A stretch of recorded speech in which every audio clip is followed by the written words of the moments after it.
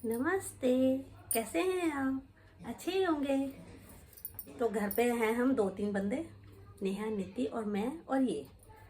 और फ्रिज में कोई भी सब्जी नहीं है। अब भूख भी लगी है, क्या बनाऊं? फ्रिज में देखा है तो 2 मूली और थोड़ी सी गोभी है, तो उसी के मैं पराठे बनाती हूँ। गौरव रिंकू है नहीं, वो अपनी बुआ के घर गए हुए हैं, अभी वहाँ से आए नहीं है, आने वाले हैं। जब देखती हूँ उनके लिए क्या बनाऊंगी, पर अपने लिए तो मैं गोभी और मूली के पराठे बनाती हूँ। चलो आओ बनाएं।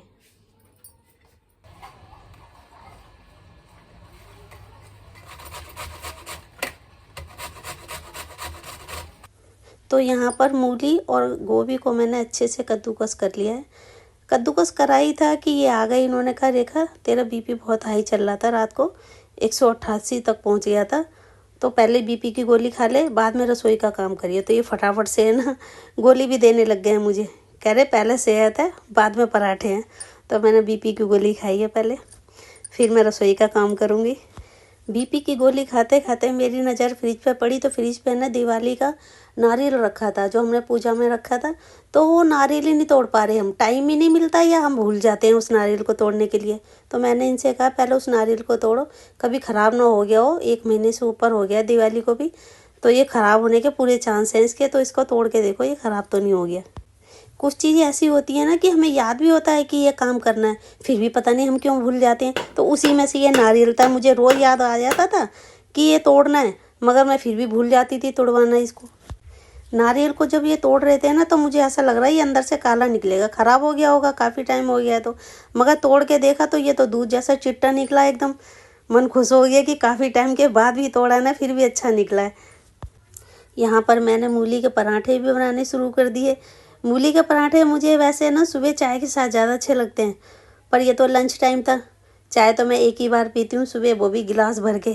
सारे दिन मैं चाय नहीं पीती, कितनी भी सर्दी हो, मगर सारे दिन मैं चाय नहीं पीती, बस सुबह ही पीती हूँ चाय। तो अब मैं चाय नहीं बनाऊँगी, इनको दही वगैरह के साथ खाऊँगी या ऐसे ही खाऊँगी।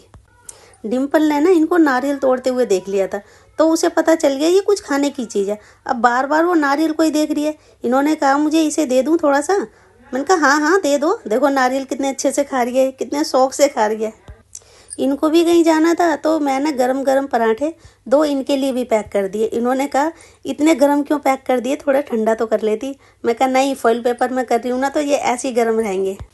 अपने लिए मैंने पराठे बनाए हैं, मगर डिम्पल के लिए मैंने रोटी बनाई है, क्योंकि वो पराठे खाती नहीं है इतने अच्छे से, रोटी ज़्यादा अच्छे से खाती है, तो मैंने उसके लिए एक रोटी बनाई है।